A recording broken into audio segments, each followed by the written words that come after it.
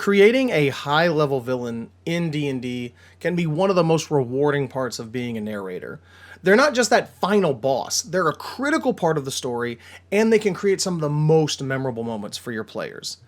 By balancing power, narrative depth, and a good challenge, that can all be really tricky to juggle all those parts. So I want to give you 8 key tips to help you design a high-level villain that your players will not forget.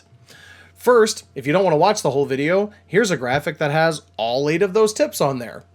Obviously, I'd love for you to watch the rest and dive in deeper. For my Tolus folks, if you want to jump straight to minute 10 in this video, I dive into 9 villains that are in the Tolus campaign setting, and I apply these 8 principles to those villains to give you some idea about how to use them and how to have those in your campaign.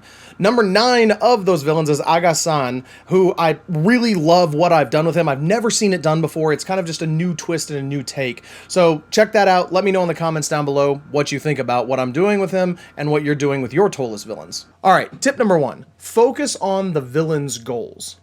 Always remember that your villain is driven by their own ambitions. Defeating your heroes might be one step in their plan, but it's almost never like their end goal. Are they after power, control, revenge, or something way darker? Make sure that everything your villain does is in pursuit of that ultimate goal. Whether it's moving their base, sending minions to slow down the party, whatever they're doing, the villain's moves should always reflect their grand scheme. Number 2, plan their resources. A high-level villain is not working solo, whether they're an ancient lich, a demon lord, or just a human ruler of a huge empire. They have resources at their disposal. A villain with absolutely no resources, it would basically just be a mild annoyance, right? There's nothing they can do. So think about what resources they have. Are they magical relics, vast armies, control over entire cities, their own magical abilities, whatever it is? Make sure you know what your villain can call on when things get tough so they can remain a formidable opponent for your players. Number 3, give them a lair. Every powerful villain needs a stronghold. Whether it's a dragon's lair, a vampire's castle, a secret hideout, whatever, the location itself can be a key element in your campaign, especially if that's the place they're going to eventually end up fighting. Map out that lair and think about how the villain might use the terrain or magical defenses to their advantage. If you're playing D&D 5.0, there's lair actions and environmental hazards that you can add in, but no matter what the version you're playing, think in terms of your villain. For example, it makes no sense to have a beholder's lair just be a bunch of flat horizontal hallways, right? Beholders can fly in any direction they want to, and they're highly magical. Same thing works for dragons. Why would they be sitting in a super cramped area where they can't do anything, and why would that be where they want to fight? Whatever the case may be, think about the lair and how it makes sense for that villain. Number 4, create lieutenants. Your villains shouldn't be running everything by themselves. Have mid-level lieutenants. These are trusted minions, people who can handle the day-to-day operations to deal with the party before that big showdown. These lieutenants can provide interesting combat challenges. They can give you opportunities for interrogation for your PCs to wind up gaining information. They can even reveal key parts of the villain's plan. Don't forget, some of these lieutenants might be open to redemption or betrayal, which can give you great twists to your story.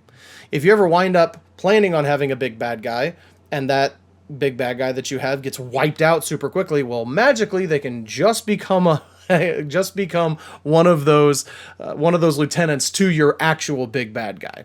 Classic narrator trick, right? Number 5, develop their backstory.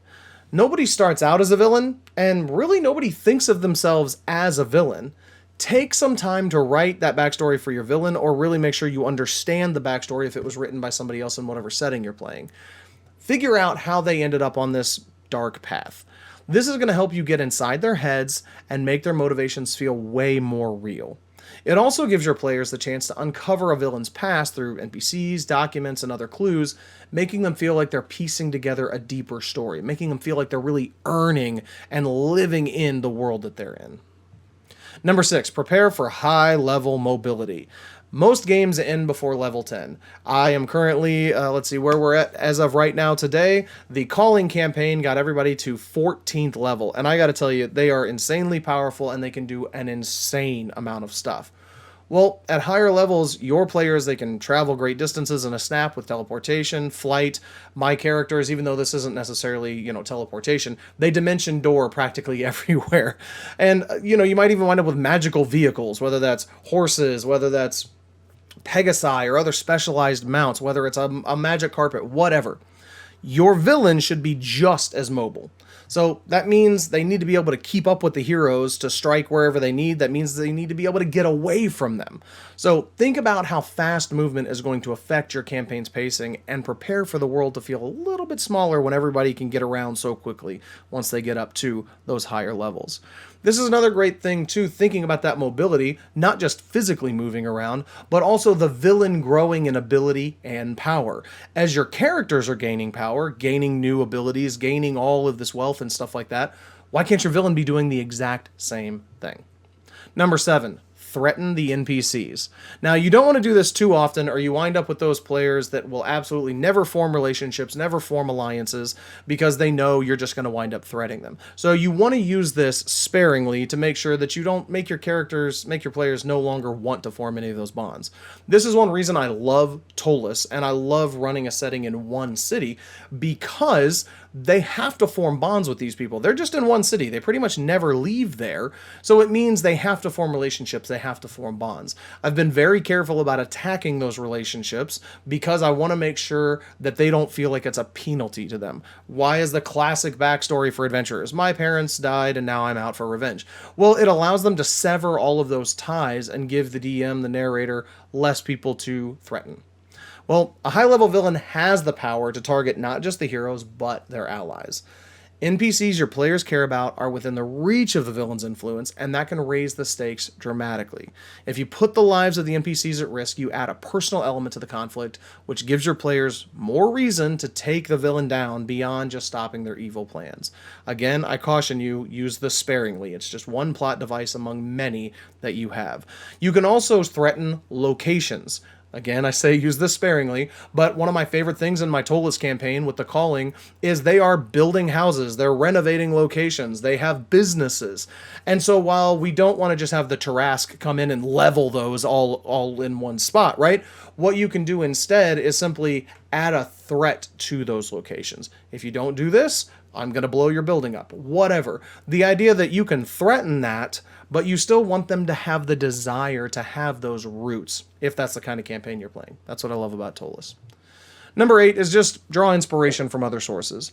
You don't have to build your villain from scratch. Hopefully you've got a setting that you're drawing from. If you're making this all up for yourself, then you do have to make it from scratch. But draw inspiration from existing characters and stories. I really started watching movies and TV shows, regardless of the setting that they're in, regardless of the time frame, and really trying to pick out what are the things that make these characters really stand out to me. And then I wanted to start integrating those into the NPCs and the villains that are in my campaign. So whether you're using like Strahd's stat block for a vampire villain, or you're modeling a dragon's personality specifically on Smaug, borrowing elements from other characters can help you flesh out your villain faster and much more effectively. And there's no harm in adapting ideas from your favorite supervillains, your iconic movie baddies, or whatever, any other D&D campaign that you come up with. And if you take one of these villains or one of these people or characters from another setting and basically graft that onto your current, well, then if it's in a completely different setting, they're probably not even going to notice that it's virtually the same character. So when you're creating your next high-level villain, keep these tips in mind. Give them goals, give them resources, give them a base of operations, give them a deep backstory, surround them with loyal or not so loyal lieutenants, and make sure that they're ready to go toe-to-toe with your players on every level. Follow these steps, you'll create a great villain, and that's going to hopefully leave a lasting impression on your campaign. Please like, subscribe, do all that stuff, but most importantly, I want to know in the comments or on our Tolus Discord server, what are some great villains that you've done? What are some villains that your players have just absolutely loved to hate? I'd love to get that information from you guys. I'd love to learn more about this. This also marks the first time in a video that I've ever basically done a summary or a recap of somebody else. All of these tips actually came from The Gamer. There's a link to their article in the description down below. Let me know what you think about this format. Is this something I should do? Do you like it? Do you dislike it? I want to make sure that I give honor to the original creator, but at the same time, they're not making videos for those blog posts. So if you prefer to listen or watch, then hopefully this is a method that will benefit you. All right, now something specific for my Tolus folks. Thinking about all of those villains, we already have a gorgeous and awesome setting that was set out by Monte Cook Games when they created Tolus. So, who are some of the villains that already exist in the Tolus setting that you can very easily graft and use these ideas from all the tips that we just said? Let's run through a handful of them. If you're a player, please don't watch the rest of this. If you're playing in a Tolus campaign, go away. This isn't for you, right? So first, Navana Vladam is a great person to use as a villain, right? She's got goals, which are basically dominating Tolus through political and magical power. This is something I really love. The idea of somebody using politics and the actual law to be able to gain their own will, that's a really cool villain, because if it's somebody that's not directly breaking the law, then the heroes can't necessarily just go kill him. She's got a ton of money, she's got magical relics, she's got criminal connections, and for her lair, she actually has the Vladam estate, which is a well-protected stronghold. You've got One Todd, the leader of the Chaos cults. His goal is basically to release chaos upon the world through the Night of Israel. He's literally your classic end-the-world bad guy. His resources are he's got chaos cultists, access to rituals, connection to dark entities. He's even being fueled by chaos gods. This is a great guy if you want somebody that you just want your people to go and kill. He's got his own lair with hidden cultist hideouts. They actually have multiple different layers. So this is a great guy to just go and end. Lilith, if you haven't read about her, she's a fascinating character. She's the high priestess of the fallen.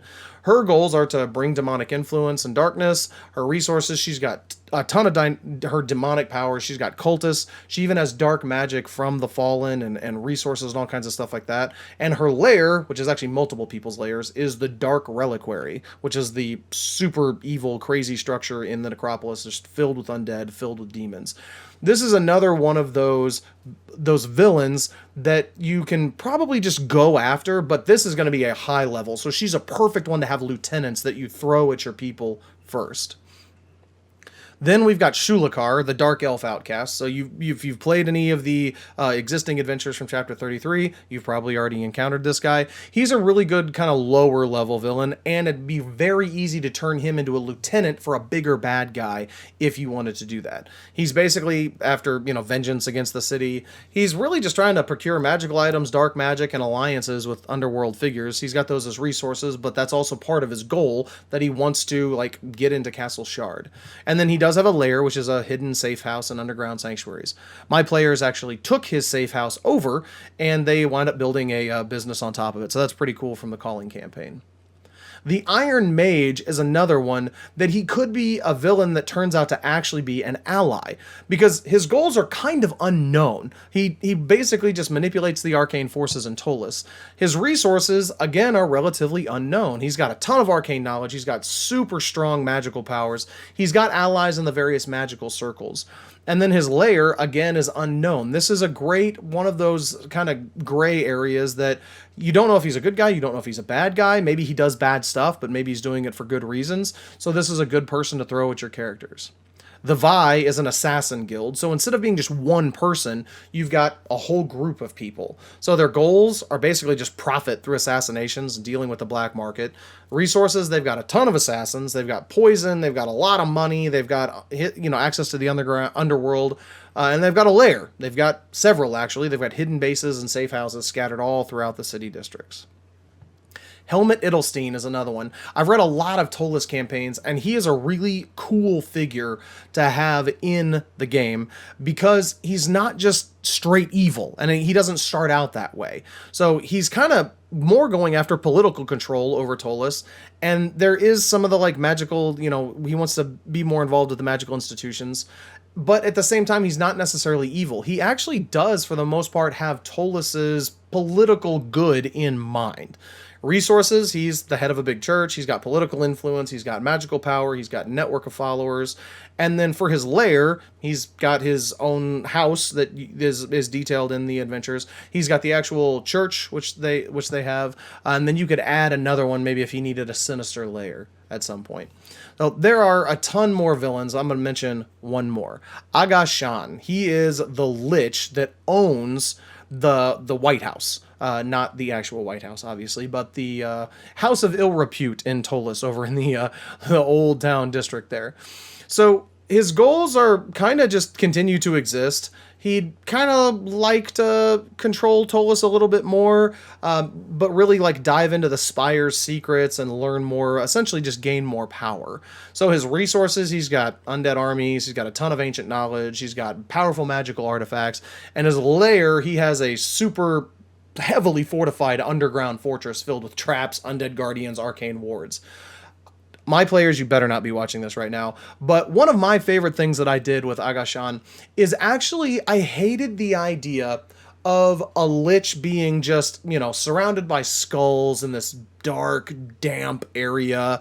And I really took it from, he has a house of ill repute, he wanted to stay alive. My picture of Aga Shan is actually that he loved life so much he didn't want to let go, that he was so wealthy and he enjoyed everything so much that he decided to become a lich because essentially he just wanted to hang out even longer. So the way that I have worked on designing his lair, which my characters haven't got to yet, was actually to make it into this really plush, comfortable, beautiful, filled with ornate artwork and statues and, bright lights. And just really, I wanted it to be more along the lines of he wasn't this classic lich. I wanted him to be this really cool, kind of enigmatic character where, yeah, he's pretty much evil, but at the same time, he really just kind of wants to keep existing, keep gaining more knowledge, keep living life. But obviously, if anybody gets in his way or tries to kill him, he's going to take him out. I even did something pretty weird that I've never seen this done before for Aga Shan, and that is actually the first time the players encountered him. They didn't know he was a lich. Actually, I take that back. Vo had that worst feat in the world, the mind sight thing, so she could tell that he wasn't necessarily human or whatever. But he actually, instead of just being a bag of bones walking around, right, he actually used a non-magical disguise where he packed his body with clay and he had it basically painted to look flesh-like, and then he had actual, normal clothes on. And then he increased that disguise by having a constantly active magical disguise that makes him look totally human and totally normal. So he can just walk around and nobody knows that he's a lich. This is one of my kind of favorite things that I've done so far. I'm hoping they interact with him even more so that they can learn more about this. But this is another one of those great examples of a villain that doesn't necessarily have to be just straight outright to kill the characters. He might even hire them to get them off his scent, or benefit him in some way, even benefiting the characters. So depending on how your party leans, he might even turn into an ally.